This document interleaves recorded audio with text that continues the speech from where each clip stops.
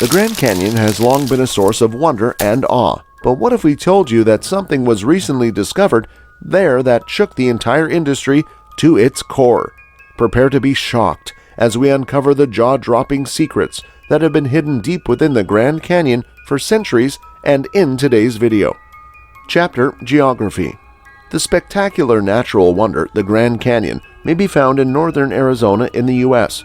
This magnificent canyon is a spectacular illustration of the might that nature possesses, as it was sculpted out by the Colorado River over a period of millions of years. The length of the Grand Canyon is around 277 miles, its width can reach up to 18 miles, and its depth is greater than 1 mile. The canyon is made up of a diverse collection of rock formations that have been sculpted into their present form over the course of millions of years by the processes of weathering and erosion.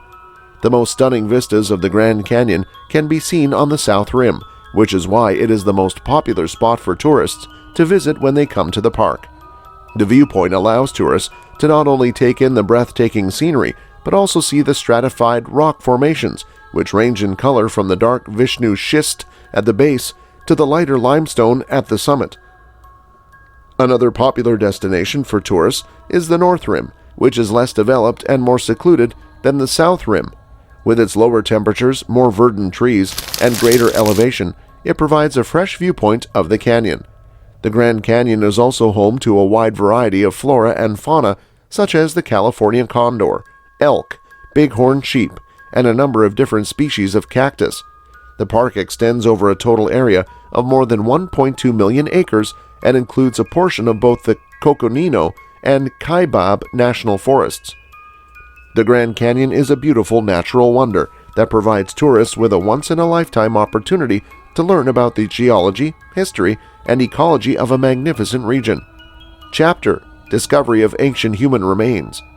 Imagine yourself transported back in time to the Paleo-Indian period, the earliest known time of human occupation. You find yourself surrounded by tiny bands of nomadic people who live off the land, gathering wild herbs and hunting megafaunas like mountain goats, ground sloths, and bison for food.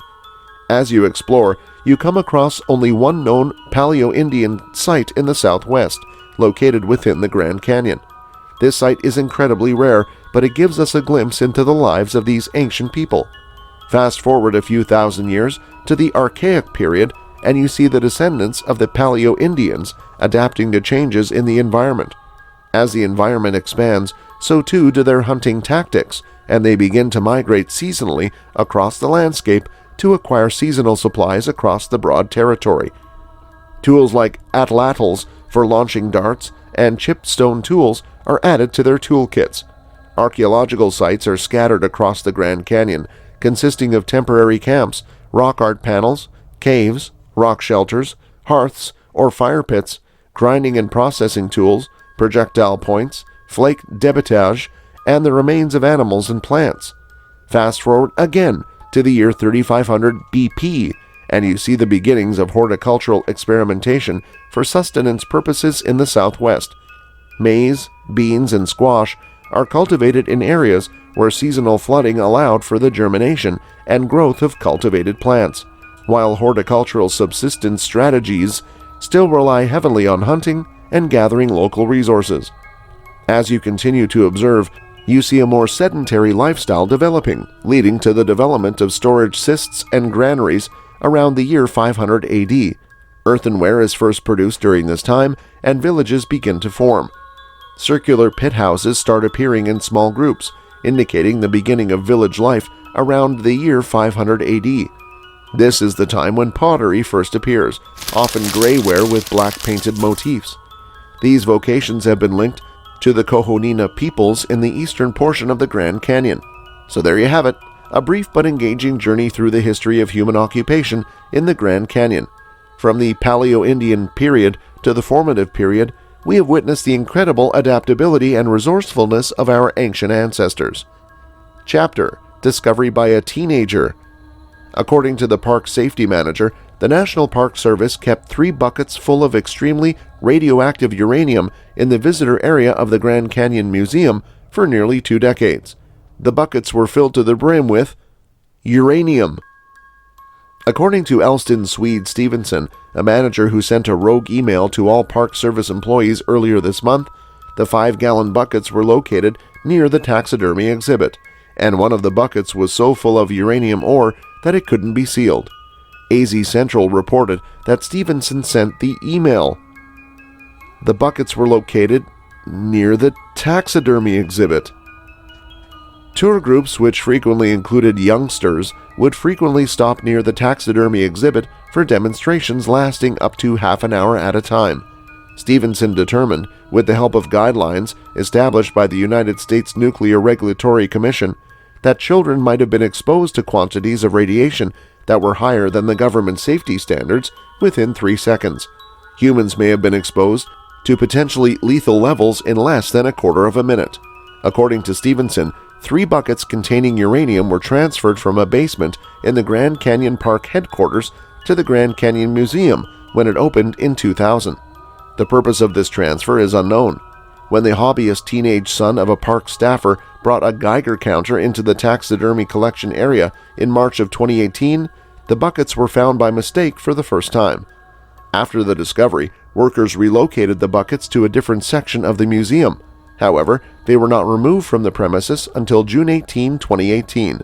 This was a few days after Stevenson was made aware of the buckets and reported them to Park Service officials. According to AZ Central, technicians who were wearing dishwashing gloves moved the victims into a truck using a mop handle before driving them away from the scene. According to Stevenson, the ore was thrown into Orphan Mine, which is an abandoned uranium mine located 2 miles from Grand Canyon Village. Grand Canyon Village is a collection of hotels and businesses that a large number of park visitors pass through. Nonetheless, for reasons that are unclear, the empty buckets were transported back to the museum. According to AZ Central, they were then rediscovered inside the museum in November of 2018, when they set off Geiger counters brought by U.S. Occupational Safety and Health Administration inspectors who arrived to follow up on a report filed by Stevenson. Stevenson had reported that there were radioactive materials present in the museum. Many abandoned uranium mines, such as the Orphan Mine, can be found within the Grand Canyon. In 2012, the park implemented a mining prohibition that would remain in place for the next 20 years. The mining sector recently made an effort to sue the government in order to reverse the ban, but in October 2018, the Supreme Court decided not to consider the case. In spite of this ruling, the National Mining Association has stated that it will keep lobbying the Trump administration in an attempt to overturn the prohibition. Chapter Geology. The Grand Canyon is composed of numerous strata of rock, each of which is distinct from the others in terms of both color and composition. These layers have been here for millions of years, and they came into being as a result of a combination of erosion, tectonic activity, and sedimentation. The youngest rock layers at the top of the canyon are only a few million years old, whereas the oldest rock strata at the bottom of the canyon are almost 1.7 billion years old. The presence of the Vishnu schist, a layer of dark-colored rock with an estimated age of 1.7 billion years, is one of the most eye-catching aspects of the Grand Canyon's geology.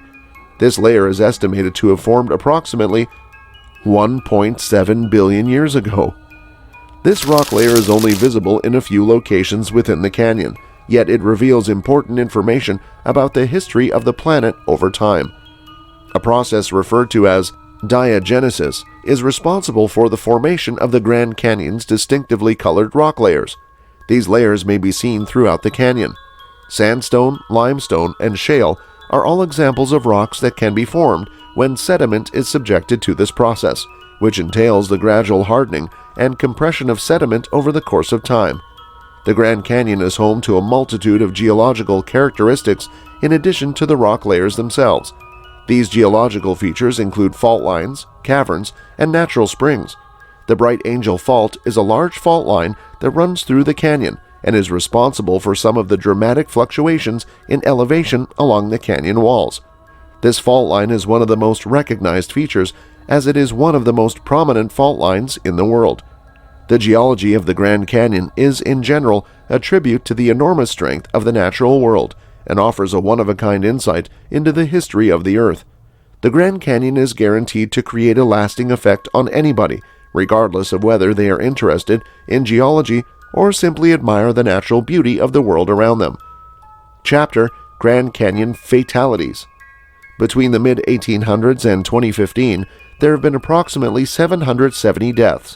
The following is a list of some of the people who lost their lives between 1869 and 2001.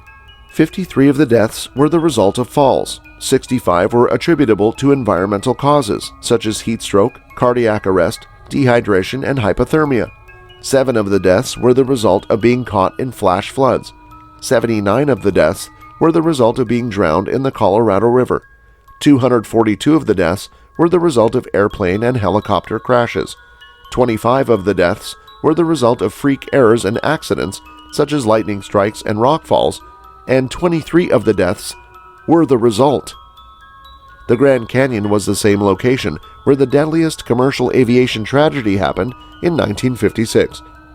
On June 30, 1956, a TWA Lockheed Super Constellation and a United Airlines Douglas DC-7 took off from the Los Angeles International Airport 3 minutes apart on westbound transcontinental flights.